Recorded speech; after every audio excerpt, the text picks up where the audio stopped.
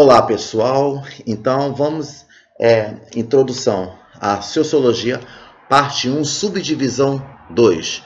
Então, a subdivisão 2 da parte 1, da introdução à aula de Sociologia, ela está relacionada com aqui.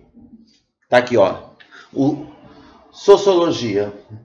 Vamos falar do conceito do ponto de vista etimológico e do ponto de vista geral, tá? Então temos aqui o objetivo da sociologia, então temos os objetos de estudo da sociologia. Quais são os objetos de estudo da sociologia? Ser humano, sociedade e comunidade, tá certo? Então vamos ver.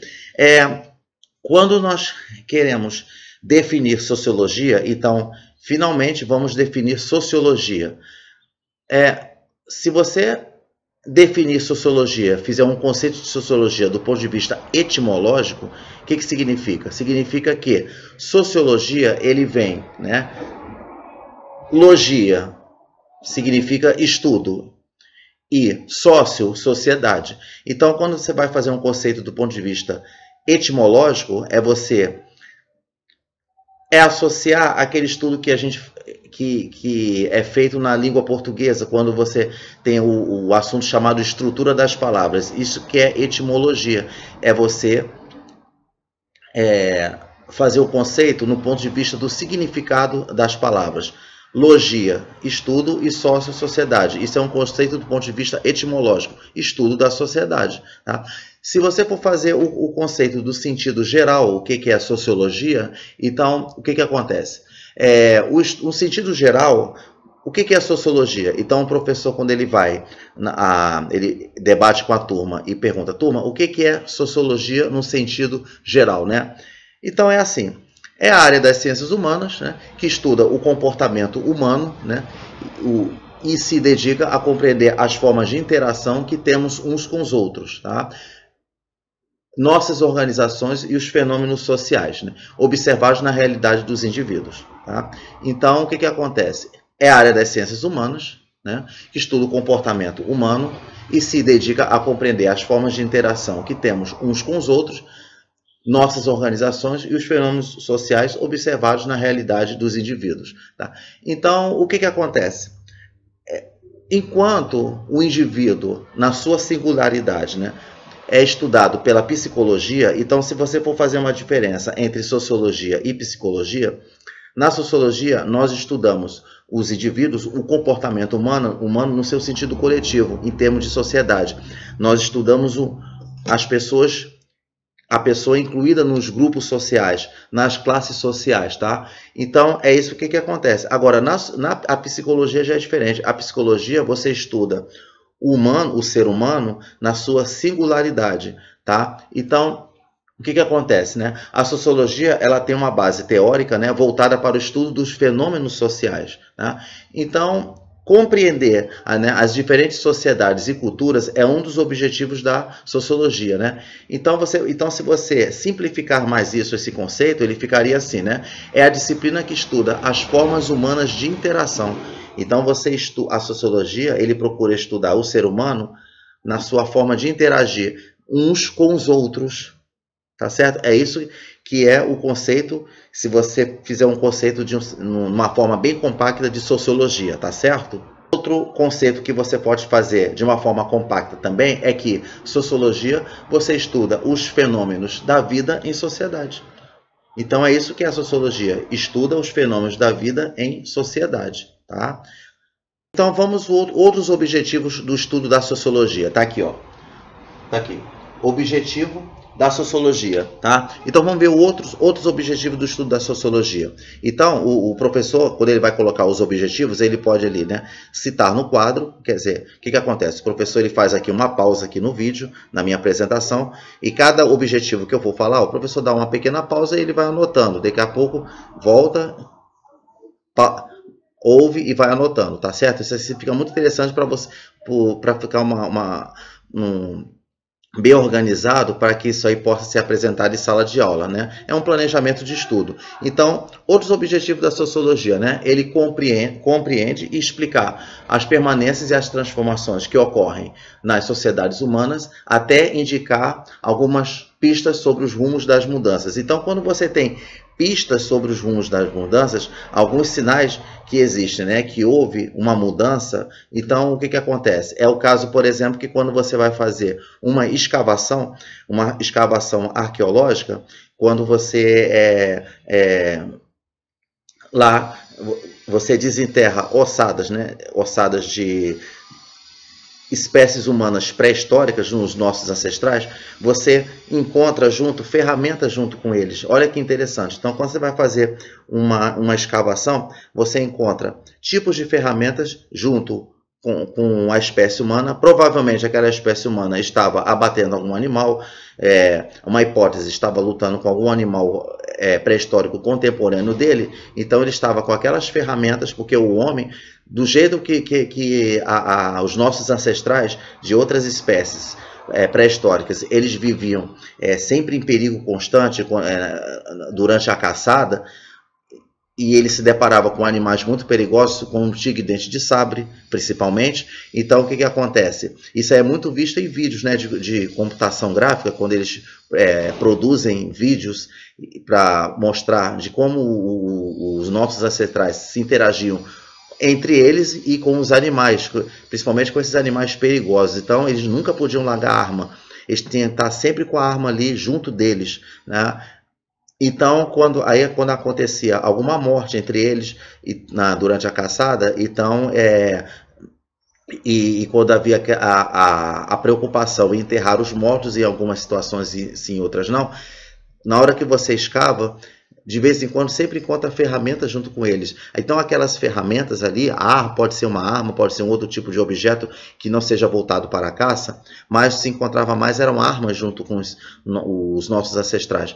Então aquele tipo de arma indica de como era a sociedade entre eles, o que ele vivia. Se for uma arma mais sofisticada, isso indica que aquele ancestral ele estava vivendo já numa sociedade bem mais complexa na época pré-histórica, né? Na época do período dele. Pode ser o período paleolítico superior, paleolítico inferior, no período neolítico também, tá? No período mesolítico. Então, o tipo de arma ali é um sinal, ele serve como um sinal, um objeto, ele serve como um sinal que indica de como estava tendo as transformações na sociedade daquela época, tá? Não só naquela época, como também na época atual, certo? Então isso muito acontece, né, em relação, quando você usa o celular, o smart, então o que acontece? Você está ali, você vê as transformações que existem, né? Tanto nos computadores, quanto nos celulares, né? Antigamente você tinha aquele celular de tecla, né? Com os teclados, agora você vê que não existe mais, já com a tecnologia, com a engenharia sofisticada, né? De computação, você vê o avanço que nós tivemos. Isso aí mudou o comportamento das pessoas, certo? Você vê que tem uma transformação muito grande.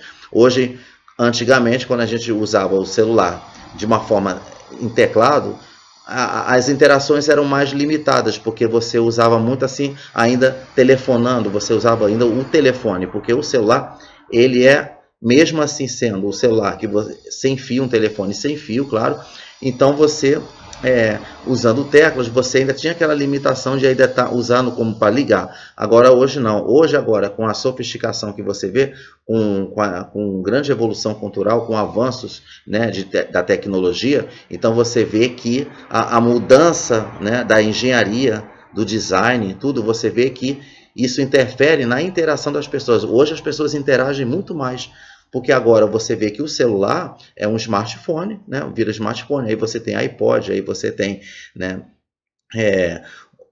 outros formatos, né, de aparelhos de telefone. Então você vê que quanto mais sofisticado for, mais você consegue ter grandes aplicativos, cada vez mais redes sociais, todas as redes sociais juntos num só aparelho. Olha que interessante. Então você pode usar uma rede social, outra rede social, outra rede social, tudo num aparelho só. Olha como é que o poder de interação aumenta. A troca de mensagens instantâneas aumenta. Muito interessante isso, né? Então o professor é bom ele falar isso em sala de aula, tá? Então, outro objetivo que você tem, né, é investigar as relações sociais, né, entre indivíduos e grupos de uma comunidade, a fim de analisar e explicar as transformações que ocorrem em vários setores da sociedade. Então você vê que o foco ele está na pesquisa da sociedade moderna e nas relações sociais entre os indivíduos, né? Então você vê que a sociologia ela trata, né, da evolução das sociedades, né, das transformações da sociedade, né? Então o profissional de sociologia ele pesquisa e analisa costumes e hábitos, né, das sociedades e verifica as relações entre os indivíduos. Tá? Então, quando você vai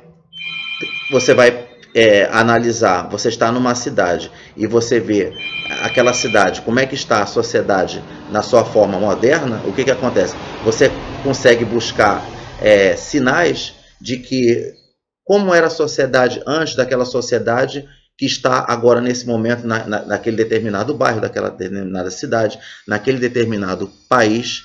Então, quando você vai estudar a sociedade moderna, atual, agora, você procura saber de como ela era antes. Tá? É por isso que a sociologia ela tem uma interdisciplinaridade muito grande com a história.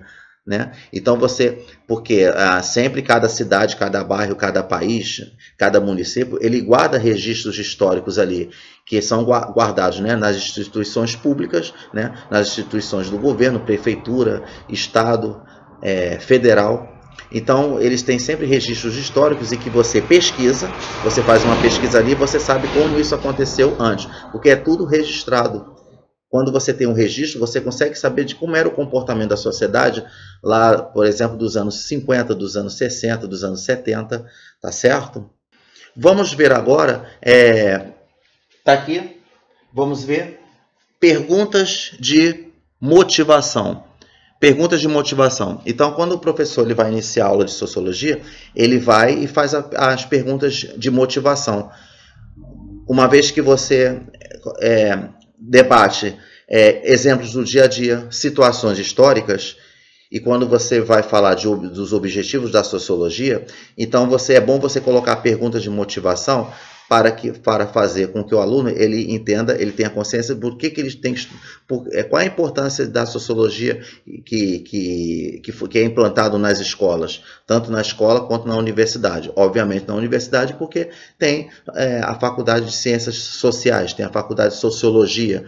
Então, obviamente, se o aluno, o estudante vai fazer uma faculdade de sociologia ou de filosofia, né, porque a filosofia e a sociologia são muito ligados, então, obviamente, ele tem que saber do porquê a da sociologia faz parte da vida do ser humano em sociedade, em grupos. Tá?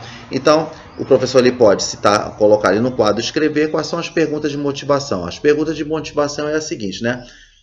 A primeira pergunta de motivação é: para que eu vou usar a sociologia em minha vida, né? A sociologia, ela serve para quê? Pronto, essa é a primeira pergunta. Qual seriam as respostas? Então, eu vou colocando as perguntas e depois, em seguida, nós vamos falar quais são as respostas que pode haver dentro dessas que pode se encaixar nessas perguntas que são feitas. Então, essa foi a primeira pergunta, tá? Então, para que serve a sociologia? Para que eu vou usar a sociologia na minha vida? A sociologia ela serve para quê? Segunda pergunta, né? Por que estudar a sociedade em que vivemos? Não basta vivê-la? Por que eu tenho que estudar a sociedade que vive? O que vai me acrescentar? Eu estou lá trabalhando, eu estou lá saindo da minha casa para ir para trabalhar. Onde é que a sociologia é aplicada ali do trajeto do meu trabalho para a minha casa, ou da minha casa para o trabalho, ou quando eu vou a uma padaria, quando eu vou a um açougue, quando eu vou ao mercado, quando eu vou a um shopping, quando eu vou viajar? Quando você analisar, se você analisar bem, quando você estuda sociologia de uma maneira bem mais profunda, bem mais desenvolvida, o que acontece? Automaticamente você vai ver a sociologia em todo lugar que você tiver. Não só a sociologia, mas como também outras disciplinas, matemática, física, química, biologia, inglês, não importa, língua portuguesa. Você vai ver sempre todas as demais disciplinas, não só a sociologia, na sua vida toda. Pode ser qualquer lugar que você for. Até quando você vai fazer uma simples caminhada, você vê sociologia, você vê filosofia, matemática, você vai ver, né? Lógico que você só vai conseguir ver isso quando você estuda de uma maneira mais profunda. Então você automaticamente consegue ter uma atenção maior. A sua atenção fica mais aguçada, certo? Então não basta apenas viver em sociedade. Você tem que compreender, né? Você tem que saber e você começa a ter uma outra visão, abre mais os horizontes. Terceira pergunta, é possível conhecer a sociedade cientificamente? Como assim? Vamos lá. Quando você vai... O que é entender a sociedade de uma maneira cientificamente? Então, para entender isso, vamos ver então assim. Então, para você entender a sociologia, né, de uma forma cientificamente, então os sociólogos, né, eles procuram as respostas, né, das questões do tipo. Então é assim, por que as pessoas agem e pensam de uma forma e não de outra, né? Cada pessoa ela pensa de uma forma. Isso aí acontece muito, por exemplo, em questões muito de política. Quando você estuda sociologia, como você estuda o ser humano em sociedade, um exemplo assim, muito clássico que você estuda, um tema dentro da sociologia que se estuda muito é política. Porque existia uma disciplina nos anos 70, nos anos 80, no tempo da ditadura, que é a chamada OSPB, que é Organizações Sociais Políticas Brasileiras. Então nessa disciplina, quando saiu das escolas e foi para a universidade, na forma de disciplina mais assim alternativa, optativa, a OSPB, então ela ganhou outros nomes. E ganhou como SOP, né? Eu me lembro que quando eu estudei na universidade, então ela tinha um nome de SOP, né? É a mesma coisa que o SPB, só mudou o nome. Você estuda política, né? Você estuda como é que exerce os 3 poderes. Então ele está muito ligado à educação moral e cívica, que era uma outra disciplina que existia na época da ditadura, né? Então é mais ou menos por aí. Então, quando você estuda esse tema política, você estuda o significado dos partidos, das eleições, então você consegue, por que ocorre os partidos? Para que servem os partidos políticos quando um candidato vai concorrer a uma eleição para presidente, para deputado, para prefeito, para vereador? Então eles se afiliam a um certo partido que está ligado à ideologia, né? Então ele implanta lá um pensamento de qual o pensamento dele que serve como chave de campanha, né? Como ferramenta de campanha de um candidato a uma eleição. Então você vê que você analisa a sociologia de uma forma cientificamente, tá? É por isso que, se existem tantos partidos políticos, é porque está ligado à forma como a pessoa pensa. Então, por que as pessoas agem e pensam de uma forma e não de outra? Cada um tem a sua forma de pensar e de agir, tá? Isso é que é analisar cientificamente a sociologia, tá bom? Então, será que a gente pode conhecer a sociedade do ponto de vista científico? Isso foi um dos exemplos que eu dei, tá? Em relação à política, né? E por que existe tanta desigualdade e desemprego em nosso cotidiano? Por quê? Então, isso é analisar de uma forma cientificamente, tá? Por que existem a política e as relações de poder na sociedade? Outra pergunta. Outra. Então, o professor ele vai lá, ele pode escrever tudo isso no quadro e fazer um debate bacana, né, com a turma, né? Quais são os nossos direitos e o que significa cidadania? Então, tá vendo? Você é um cidadão. Aí o estudante pergunta, às vezes tem a criança que pergunta, o que, pai, mãe, o que é cidadão? Eu vou ter cidadania? Eu já tenho cidadania? Né? Então, o que acontece? Então, isso aí é um outro exemplo, né? É outra palavra, cidadania, que é colocada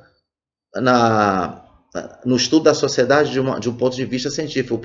O que vem a ser cidadão? Por que eu sou um cidadão? É uma pergunta que você faz. Então, quais são os direitos que eu tenho?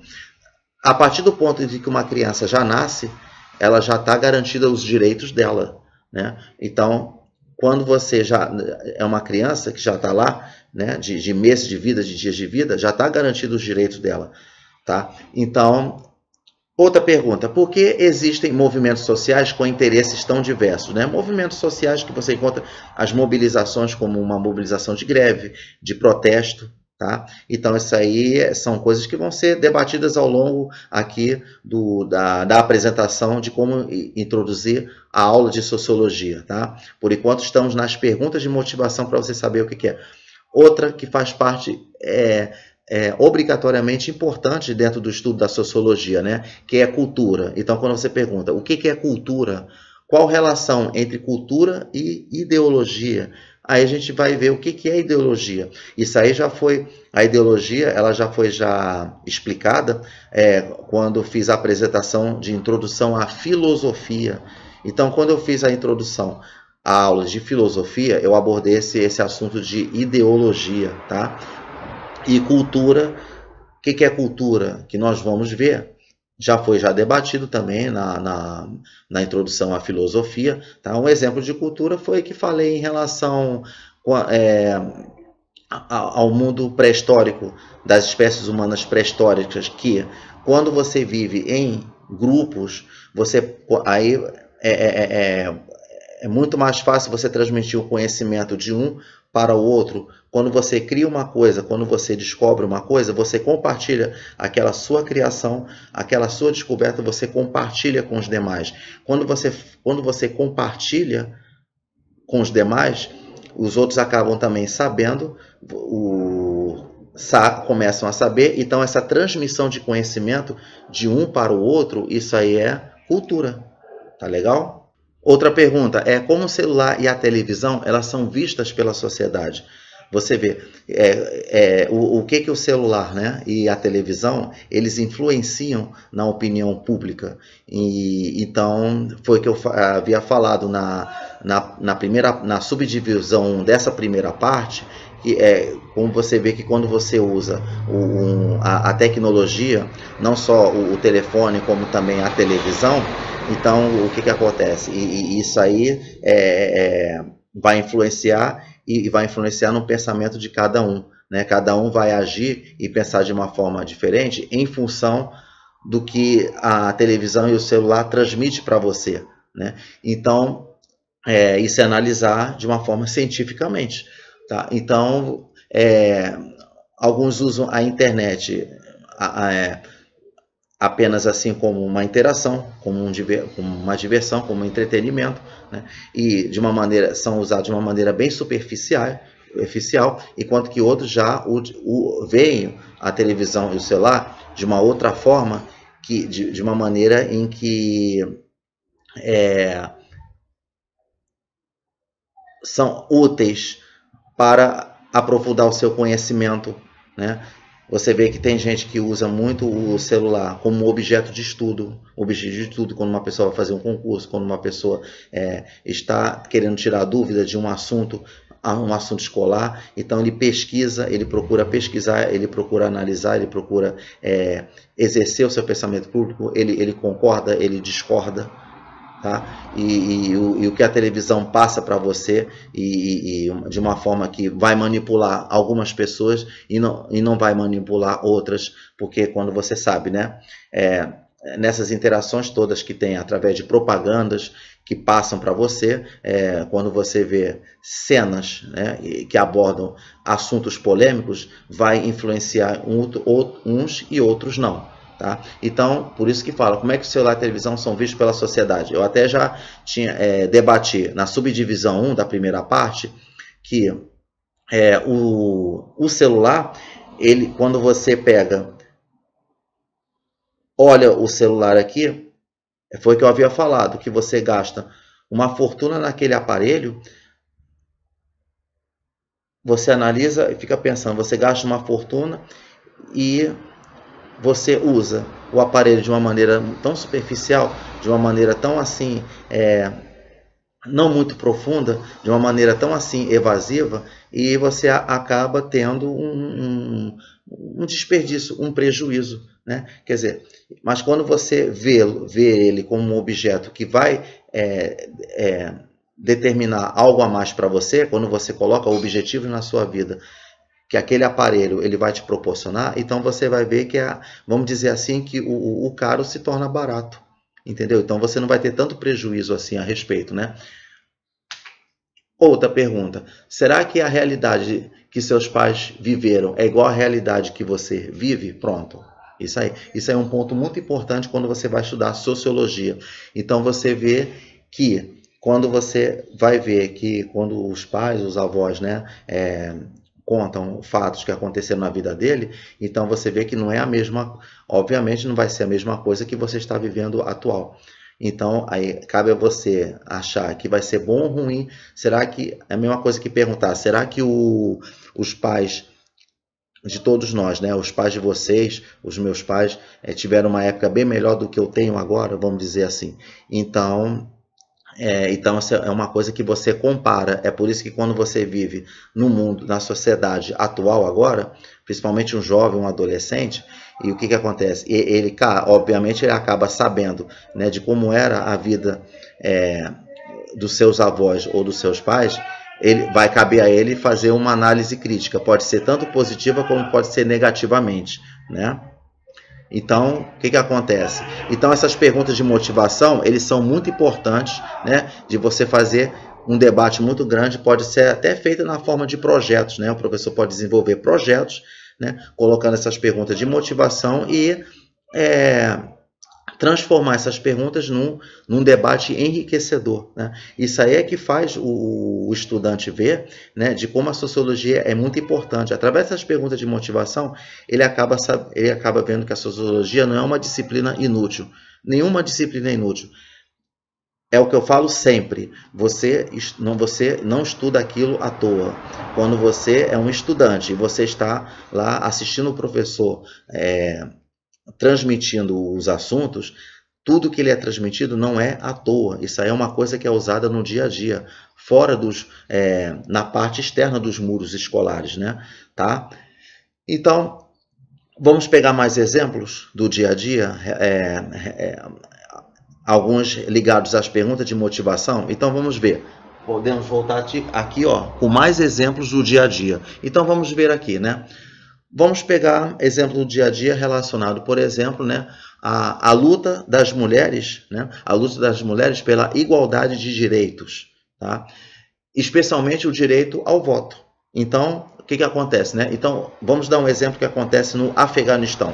E você vê que no Afeganistão, apesar da obtenção do direito, né, ao voto, né, as afegãs enfrentam uma situação de profunda desigualdade em relação aos homens. Então, o que acontece, né?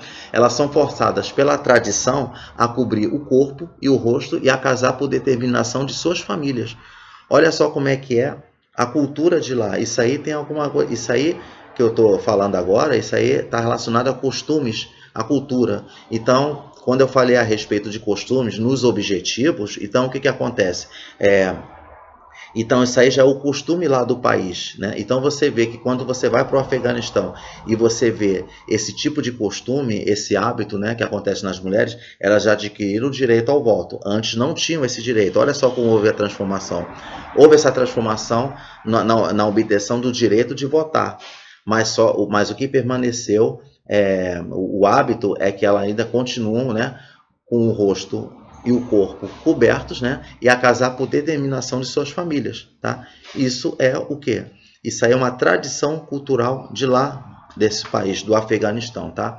Então, eleição, né, política. Então, nós falamos a respeito, dentro das perguntas de motivação, em relação à política, né? Quando, por exemplo, em dia de eleições, né, a decisão é de cada eleitor, né, mas o processo de escolher, né, ela passa pela influência da propaganda eleitoral. Foi o que eu havia falado antes em relação à propaganda. Propaganda eleitoral que é veiculado pela TV, pelo rádio e quando você usa o celular, né? Por causa das redes sociais que tem ali, e você tem as propagandas nas redes sociais. E o que acontece? Então, isso aí, embora o voto é secreto, né? Cada um ele vota quem quiser, cada um tem o seu discernimento, o seu poder individual de votar, mas a propaganda eleitoral ela tem o poder de influenciar, né?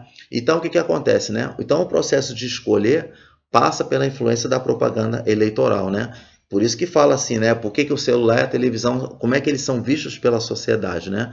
Então, Que mais? Não é só a influência pela propaganda eleitoral, também pelas conversas com amigos e parentes, né? Das notícias e matérias divulgadas pelos meios de comunicação, né? Meios de comunicação, rádio, TV, até jornais também, revistas, tá certo? Então é isso que acontece. Então esse é outro exemplo muito importante que você tem. Por que você estuda sociologia, certo? Quer dizer, o cidadão lá, que, né, que é leigo, que não entende nada de sociologia, ele está lá, ele vota lá, mas ele não quer saber depois, assim, ele votou, pronto, ele cumpriu com a obrigação dele, mas ele não cumpre com vamos ver, com a ideia, mas ele não cumpre com a ideia de querer expor a sua opinião a respeito do seu voto. Ah, votei, acabou, pronto, já votei, agora eu vou lá, vou para o meu barzinho, eu então vou ver minha televisão, eu vou almoçar e tudo e dormir, pronto, já estou aliviado, pronto, tá aí. Fica agindo de uma maneira monótona, com monotonia, então ele não está nem aí. Quer dizer, e muito menos, por causa disso, ele nem sabe que isso aí faz parte da sociologia, na disciplina da escola de sociologia, escolar sociologia, certo? E temos também situações que afetam o cotidiano das pessoas, né? E ocasionadas por acontecimentos que atingem, né, a maioria dos países. Então vamos ver assim, um exemplo que aconteceu muito na época aqui dos anos 20, por exemplo, que é a crise de 1929, tá? O que foi a crise de 1929? Quer ver? Vamos voltar lá para lá, né? Bem lá, um tempo remoto lá, nos anos 20, né? Em relação à crise de 1999, o que aconteceu? Você vê que a crise de 1929, ele que levou ao colapso, né, de todo o sistema financeiro mundial, né? Então você vê hoje em dia, quando você vê atualmente crises que acontecem, como aconteceu no ano de 2016, que foi a crise do petróleo, então aí a gente fica se pensando, então o jovem de hoje, a criança, o adolescente, né, o jovem de hoje, quando ele se depara com essa crise que aconteceu do petróleo, que não é só aqui no Brasil, como a crise que acontece em qualquer país, então ele pensa que aquilo aconteceu, novidade, assim, que nunca aconteceu antes, nada disso. Então, quando você volta lá, quando você estuda a parte histórica da sociologia, quando você é levado para uma situação histórica, então não, aí você tem que explicar para ele, não, isso aí, essa crise do petróleo aconteceu, mas tivemos outras crises, né, lá de 50 a 60 anos atrás. Então, o que acontece, né? Então, nessa crise de 1929, ele levou ao colapso do sistema financeiro mundial, né? A crise do petróleo tivemos também em 1973, né? Então, a crise do petróleo, né, em 1973, né? Então, provocada pela elevação súbita, né, dos preços, né, da principal matéria-prima do mundo. Então, o que acontece? Então, você vê o ataque às Torres Gêmeas, né? O ataque às Torres Gêmeas em Nova York, que alterou a relação dos Estados Unidos com os outros países. Olha só como é que você pode ver que uma situação histórica pode acarretar na transformação da sociedade. Então, o que acontece, né?